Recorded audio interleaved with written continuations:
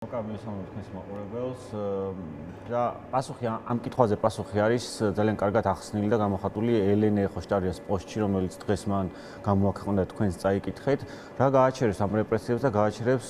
ხალხის პროტესტი და დაუმორჩილებლობა იმ რეჟიმის, რასაც რისი დაკანონებად სურს ბიძინა ივანიშვილს. ახლა შეიძლება მახაშვილი რაღაცას ლაპარაკობდეს, მაგრამ მახაშვილი არ ახსახავს და არ გამოხატავს თავის თავს, ის იმეორებს იმ გზას, რაც ბიძინა ივანიშვილმა აირჩია. ხო არც კობახიძე, არც პაპუაშვილი და არც არავინ არ არის არ არიან საკუთარი თავის წარმომადგენლების იმ წარმომადგენლები ბიძინა ივანიშვილს და ნებისმიერი ქართული ოცნების წევრი წარმოადგენს ბიძინა ივანიშვილის კეთილდღეობის გარანტორის სახეს. ამიტომ როგორ ვებრძვით არა კობახიძეს და არა მახაშვილის ბოდვას, რაც წეგან წაიკითხა, არამედ როგორ ვებრძვით ბიძინა ივანიშვილს ავტოკრატს, რომელსაც აქვს მილიარდები შემორჩენილი და როგორ ვაგრძელებთ ამ პროცესს ისე რომ ჩვენ გამოდივართ გამარჯვებული. ამისი გასაღები და ამისი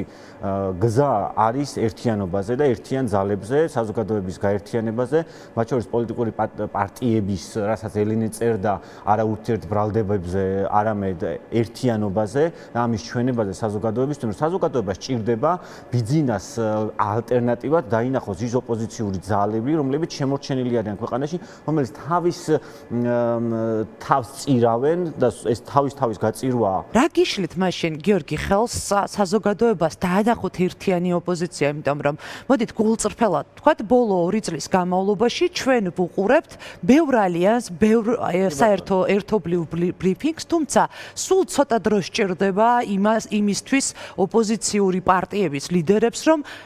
ურთიერთდაპირისპირების ახალი ფრონტი გაიხსნას ხოლმე არა ხელისუფლებასთან, არამედ ერთმანეთთან. ხო, ეს არის ის პრობლემა, რაც ამ ავტოკრატიულ სისტემაში, რაც ბიძინა ივანიშვილმა შექმნა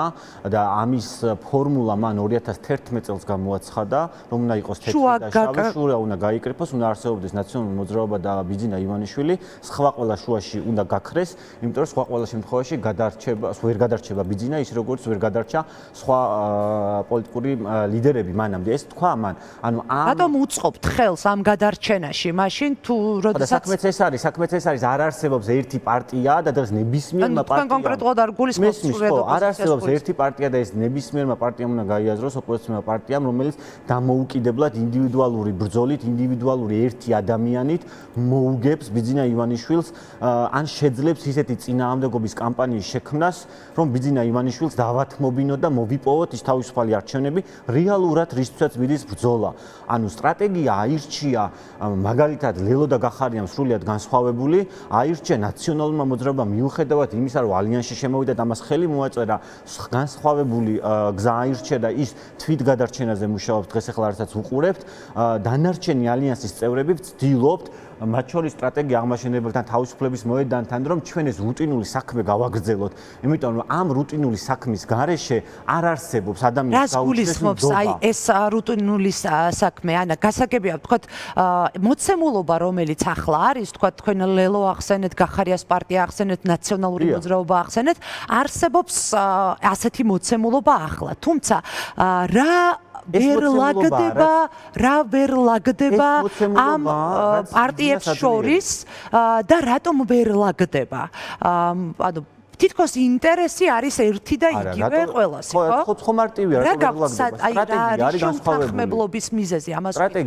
სტრატეგია მაგალითად როდესაც გახარია მაირჩია რომ პარლამენტთან ებრძოლა, რომელიც ვერაფერს ანუ თუ რეალურ ბრძოლას დაემსგავსა, ხო, იქ ჩხუბს ხელჩართულ ომს, რეალურად ვერაფერს ვერ აკეთებენ პარლამენტში. ლელოს გადაწყვეტილება ნებისმიერ არჩევნებში მიიღოს მონაწილეობა არის ასევე სტრატეგიაზე შეუთანხმებლობა. ნებისმიერ არჩევნებში ოპოზიცია ყოველთვის დამარცხდება იმ წესებით, რა წესებით ბიძინა ივანიშვილმა დააწესა, რომელზეც თქვა, ეუთომ რომ ნებისმიერი მომავალი არჩევნები არალეგიტიმური იქნება, იმიტომ რომ ის წესები არ არის სამართლიანი. ანუ ეს შეუთავსებლობა არის ნაციონალურ მოძრაობამ, რომელმაც გადაწყვიტა, რომ ერთადერთი ადამიანია მიხეილ სააკაშვილი, რომელიც გარშემოც უნდა გაერთიანდეს ოპოზიცია, რომელიც გაერთიანებული ოპოზიცია ალიანსის სახით არსებობდა და რატომ გახდა ამ თემის წინ წამოწევა და რატომ გახდა 4-ის, 5-ის ერთმანეთთან დაპირისპირების საკითხის წინ წამოწევა და ეთერებში გაჟღერება, ესეც გაუგებარია. როდესაც სტრატეგია არსებობს ერთიანობის და საზოგადოებას უნდა უთხრა და დააჯერო ის, რომ ჩვენ ერთიანი ვართ, ერთ სტრატეგიას მივყვებით და ერთ ენაზე ველაპარაკებით საზოგადოებას, რატომ უწევს პარტიამ თავისი უპირატესობა დაადასტუროს და უფრო მეტად წარმოაჩინოს თავისი თავი, რაღაცა ლიდერშიპი აჩვენოს იმ პროცესში, რომელიც ნაწილი ისედაც არის. ხო, ყველა არის ამ პროცესის ნაწილი და რა გახდა, ანუ ვერ მოხერხდა ის, რომ ოპოზიციამ პროდასავლურმა ალიანსი იქნება ეს თუ რა ვიცი, ლელოს და გახარიას აღარც ვეხები, ერთობლივად საზოგადოებას ერთი ენაზე ელაპარაკოს და უთხრას, რომ ჩვენ მოსაპოვებელი გვაქვს თავისუფალი არჩევნების გარეშე ამ ქვეყანაში არჩევნები წართმეული გაქვს, აღარ გაქვს არჩევნები. 1 მილიონ ემიგრანტს უთხრეს, რომ შენ არ ხარ მნიშვნელოვანი ამ ქვეყნისთვის, ანუ შენ ტყუილა წახვედით, ტყუილა ისწავლეთ, ტყუილა იშრომე იქ, რომ შენი ქვეყნის მომავალს შენ ვეღარ დაწერ, ჩვენ დაგიწერ, ჩვენ გაგიკეთებთ ყველაფერს, თქვენ უბრალოდ ფული გადმორიცხეთ და ის ოჯახები გადაარჩინეთ, ვინც აქ გასიღატაკეში ცხოვრობს. ანუ ის მონებად დაიყენა საზოგადოება და როცა ეს არ მომწონს მე და როცა ვიცი, რომ გზა არის ერთიანობა, რომ მე ძალა გამოვასხივო და მე ვაჩვენო საზოგადოებას, რომ მე უნდა მენდოს და ამაში ხელს მიშლიან, რა ვიცი, ხა ბიძინა საქმე არ კეთდება ამით, ანუ ხო კეთდება ამით, ანუ ფრაგმენტირებული ოპოზიცია არის ბიძინა საქმე.